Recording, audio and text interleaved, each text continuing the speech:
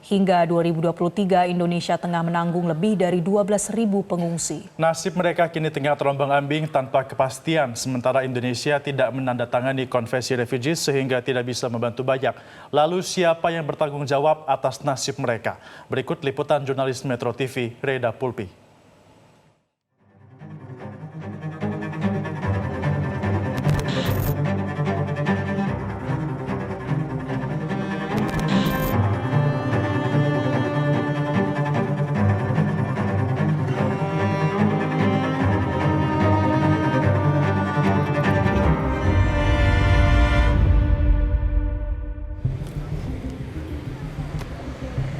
Masalah pengungsi di Indonesia memang tidak ada habisnya. Salah satunya sejumlah pengungsi mendirikan tenda di kawasan Kuningan, tepatnya di depan kantor UNHCR, di mana mereka menuntut sejumlah hal dan mereka menganggap bahwa mereka kurang dimanusiakan di sini.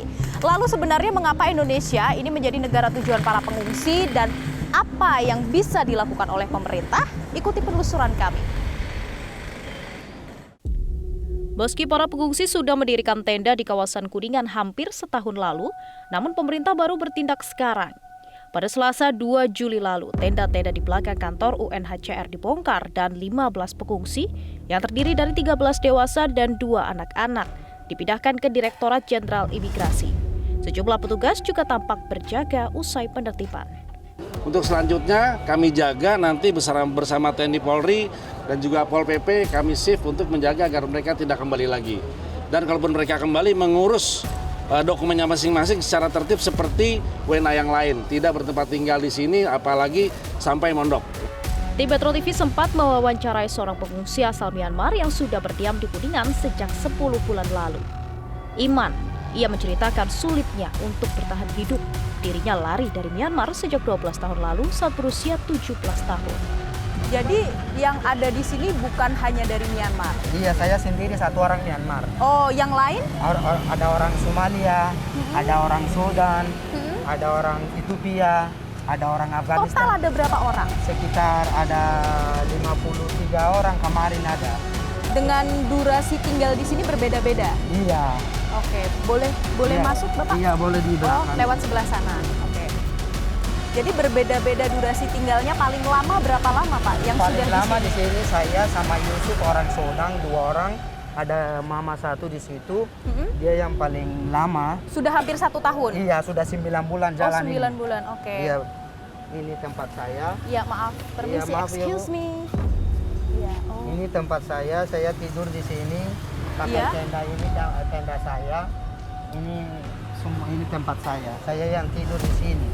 Di satu tempat ini Pak Amin tempati berapa orang? Saya sendiri. Ini tidak ada orang lain. Oh, tidur di sini. Di sini aja. Kalau hujan bagaimana Pak? Kan kalau kita lihat ini kalau hujan ini tutup. Ini bocor-bocor. Saya minta orang Indonesia di pasar begini-begini, dia yang bantuin sama aku ini. Oh, berarti ini terpal ini penutup ini dari bantuan? Bantuan dari sama masyarakat Indonesia. Bukan saya yang building. Ini air galonnya semua kosong. Ini satu. Sudah 2 ini hari. Kalau ada yang bantu baru bisa terisi, baru bisa. Oh, kemudian kalau untuk mandi, ke kamar mandi ini harus pergi di masjid juga marah begitu semua, bukan 1 orang 2 orang, di sana kan banyak orang masuk keluar begitu. Saya dari Myanmar tidak ada apa-apa. Tidak bawa apapun. Ada semua di ini laut. Oh. Di lautnya sudah bocor. Baru di Thailand sudah yang dibuang lagi, dia kasih kapalnya 1. Begitu saya waktu dulu 2013 datang di Aceh, orang Aceh tangkap ikan, dia yang bantuin sama kami. Saya tidak ada apa-apa, ada celana pendek 1, itu yang aja. Yang Bapak pakai? Iya. Sekarang sudah pernah dijanjikan tidak Pak? Mungkin harus menunggu berapa tahun baru nanti akan diberikan negara ketiga atau bagaimana? Tidak ada di situ, tidak ada janjian. Ini tidak pernah diberikan janji berarti ya. Kemudian kalau pengungsi di sini sakit, begitu bagaimana Pak? Kalau ini saya sakit beberapa kali, ini kemarin juga saya dari ambil puskesmas obat, ini obat saya. Ini saya ambil puskesmas, saya minta uang dari security di Palet di sana, di MD. Ada di sini, ada banyak parkir orang motor. Saya bilang, Mbak, saya belum makan, minta tolong sama aku, kasih 5.000, 10.000 begitu. Saya pergi puskesmas begitu. Sementara Dida Praptora Harja, pendiri Sinergi Policies, menyebut UNHCR harus diultimatum karena Indonesia tidak menandatangani konvensi refugees, maka tak bisa dibebani urusan penanganan pengungsi. Hal senada disampaikan Roy Subirat, juru bicara Kementerian Luar Negeri. Pertama, bahwa Indonesia bukan negara pihak pada Konvensi Pengungsi 1951 dan juga protokol tambahannya tahun 1967.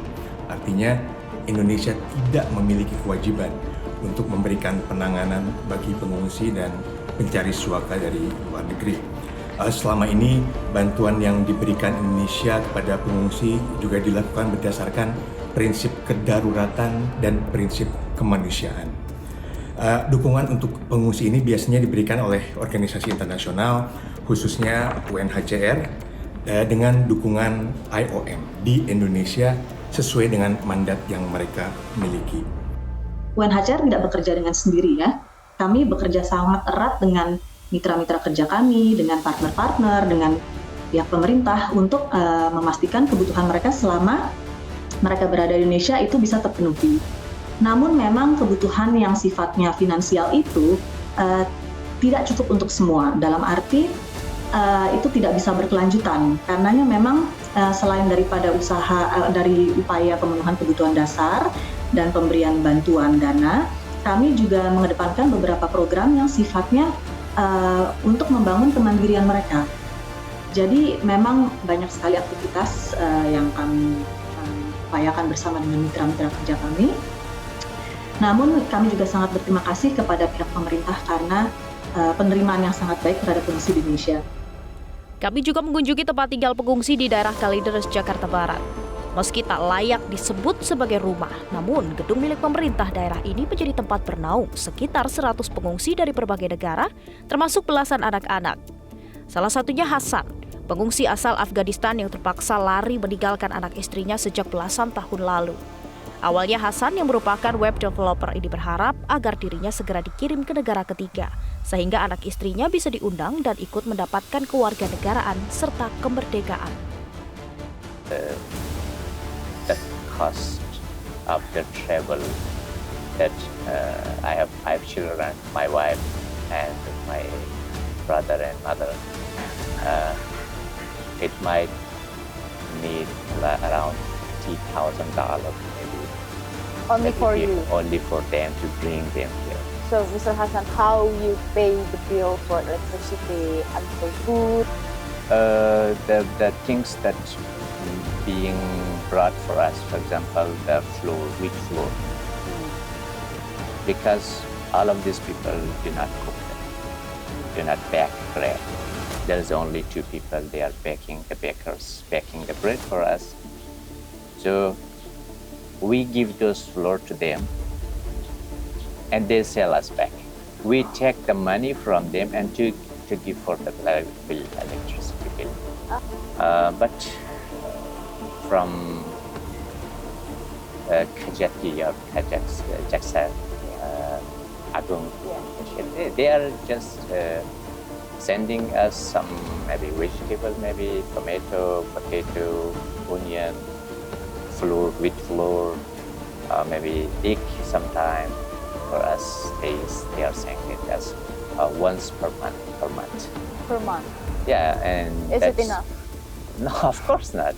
This is only enough for maybe. I receive maybe 4 to 5 eggs, and that's only for 1 day. And no one else is helping us. No one? Yeah. United Nations? United Nations? No assistance from United Nations. United Nations left us in 2023. They had in January or February 2023, they had a meeting with refugee representatives. And they openly said that because this building belongs to the government, we have nothing to do with this place. In these 5 years we are staying here, they came only one time here. Only one time they visited in 2022. What they did do? They came here and they just listened and they just That was for just photo session because they like to create projects, and for those projects they need some photos, some pictures of the refugees. Kita lihat pemirsa jumlah data pengungsi yang datang ke Indonesia setiap tahunnya dari tahun 2020 sampai 2023 ternyata mengalami penurunan.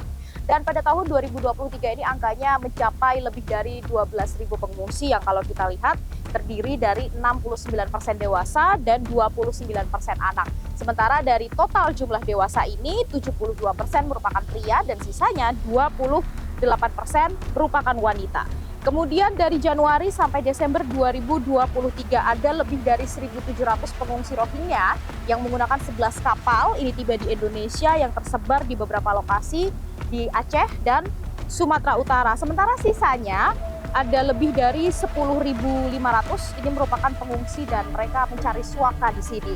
Dan ini adalah sejumlah atau perbandingannya kalau dari sekitar 5.900 ini merupakan warga Afghanistan, kemudian 2.000 lebih ini merupakan warga Myanmar, lebih dari 1.100 warga Somalia, sekitar 536 merupakan warga Irak, sekitar 449 warga Yaman, dan dari negara-negara lainnya. Sementara dari 3.555 anak yang terdaftar di UNHCR, ternyata 227 anak ini tidak didampingi oleh kerabat atau keluarganya, sementara 106 anak lainnya ini terpisahkan dari orang tuanya. Lebih dari 12.000 pengungsi di Indonesia tengah menanti kejelasan nasib mereka. Sementara UNHCR menyebut bahwa tak semudah itu mendapatkan negara ketiga bagi para pengungsi. Jumlah pengungsi di seluruh dunia itu sudah mencapai lebih dari 43 juta orang. Nah, resettlement ini sebagai salah satu solusi tradisional bagi pengungsi itu hanya diberikan oleh sekitar 20 negara.